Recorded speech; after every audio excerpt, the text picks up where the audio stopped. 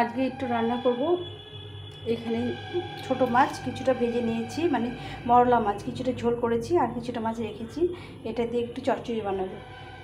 তো এটা হচ্ছে লঙ্কা চিড়ে, একদম পেঁয়াজ লঙ্কা চিড়ে, পেঁয়াজ কুচি করে লঙ্কা চিড়ে সবজি দিয়ে একটু চচ্চড়ি বানাবো। এখানে আমি ঝিঙে নিয়েছি লম্বা লম্বা করে চিড়ে, একদম পাতলা পাতলা করে। এখানে আলু একটু কুচি করে নিয়েছি, আর পটল কুচি করে নিয়েছি। তো এইটা দিয়ে শুধু মশলা ছাড়া সুন্দরভাবে একটা চচ্চড়ি করবো। সেটা তোমার সঙ্গে থাকো, দেখবে কেমন লাগলো রেসিপিটা। আর যদি তোমাদের ভালো লেগে থাকে তাহলে সম্পূর্ণ ভিডিওটা দেখার চেষ্টা করো বন্ধুরা। তোমাদের অনুরোধ রইল ভিডিওটা দেখার। আর যদি ভালো লেগে থাকে লাইক কমেন্ট শেয়ার করো। তো রান্নাটা শুরু করো। কড়াইটা গরম হয়ে গেছে, আমি সরষের তেলে রান্নাটা করব। প্রথমে তেল দিয়ে নেবো, একটু বেশি পরিমাণে তেল দিতে হবে। এটা খেতে ভীষণ ভালো লাগে, মানে প্রথম ভাতটা খেতে এই চচ্চড়ি দিয়ে ভীষণ ভালো লাগে। তো কীভাবে করছি সেটাই তোমরা দেখো, একটু তোমাদের ভালো লাগবে। একদম খুব একটা বেশি মাছ নেই এখানে। আমি মরলা মাছগুলো ঝোল করেছি, আর বাকি একটু মাছ ছিল, সেই মাছটা দিয়ে এখন এই চচ্চড়িটা বানাবো। আর সবজিগুলো একটু ভেজে নিতে হবে ভালো করে, লাল লাল করে। প্রথমে একটু কড়াটা গরম করে নিয়ে আমি এখানে কালো জিরে নিয়েছি 1 চামচ মতো, এটা দিয়ে দেব। এরপরে আমি এখানে বড় দুটো পেঁয়াজ কুচি করে নিয়েছি, এই পেঁয়াজগুলো দিয়ে দেবো। পেঁয়াজটাকে একটু নেড়ে চেড়ে আমি এর মধ্যে আলুটা দিয়ে দেবো। মোটামুটি এখানে দুটো আলু নিয়েছি, একদম ছোটো ছোটো ঝুড়ি ঝুড়ি করে কুচি করে নিয়েছি। আলুটাকে একটু ভেজে নেব।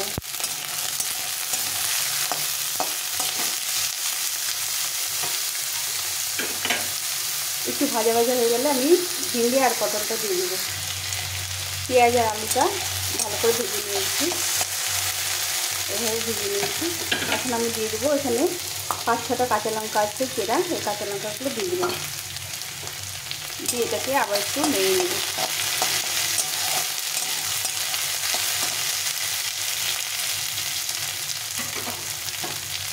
এখন দিয়ে দেবো এই পটল কুচো করে নিয়েছি, পটলটা, এই 1 মুঠো পটল আর এই 1 মুঠো ঝিঙে, এই দুটো দিয়ে ভালো করে নিয়ে নেব। একদম ভাজা ভাজা করে নেব সবজিটাকে।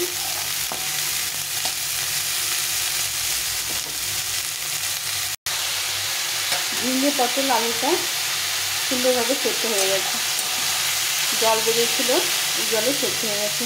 এখন আমি এখানে দেবো স্বাদ মতো লবণ,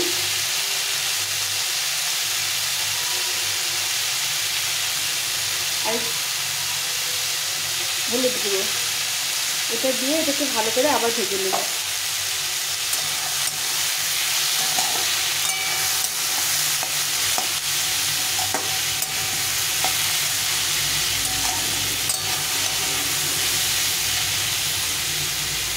ভালো করে ভেজে নেব। সবজিটা সুন্দরভাবে ভাজা ভাজা হয়ে গেছে।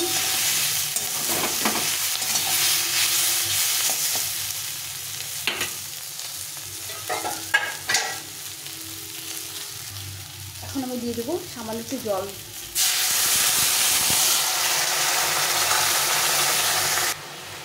সবজিগুলো সব সেদ্ধ ভালো হয়ে গেছে, দেখো আলুগুলো সুন্দর সেদ্ধ হয়ে গেছে। এখন আমি এর মধ্যে মাছটা দিয়ে দেবো। এইভাবে চচ্চড়ি খেতে ভীষণ ভালো লাগে। এই মাছটা ভেজে রেখেছিলাম, মাছটা দিয়ে দিলাম, দিয়ে একটু সেদ্ধ করে নেব।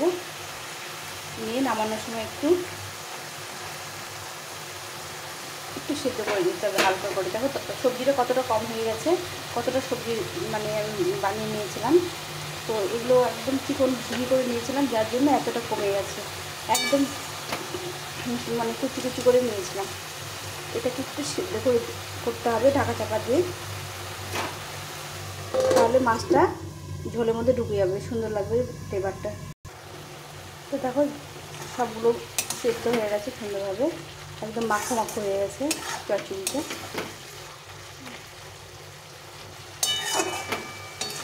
এটা খেতে অসাধারণ লাগে গরম ভাত দিয়ে,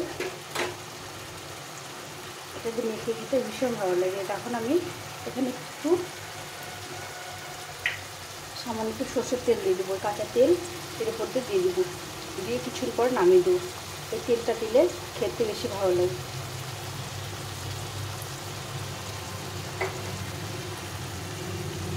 দিয়ে একটু কমিয়ে দিয়ে রেখে দেবো।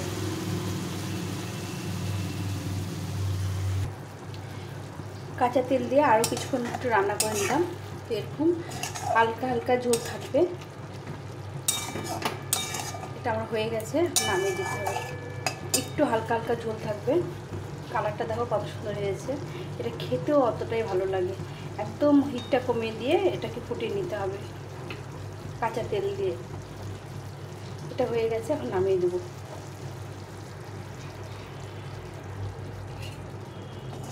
এই যে এরকম হালকা হালকা ঝোল থাকবে।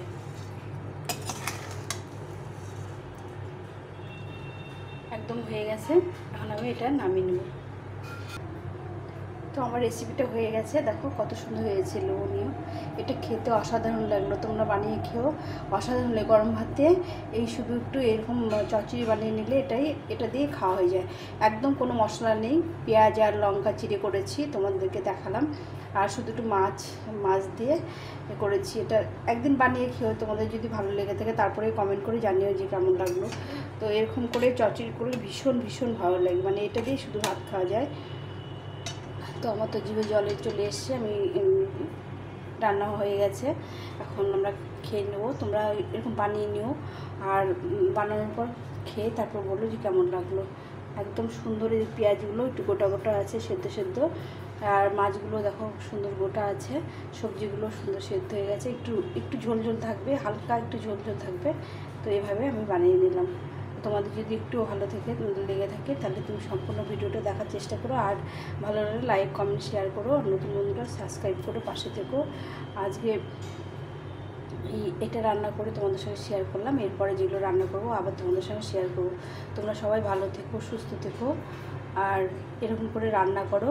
সবাই সবার রান্নাটা দেখবো, লাইক কমেন্ট করবো। তো এখন এই পর্যন্তই, টাটা।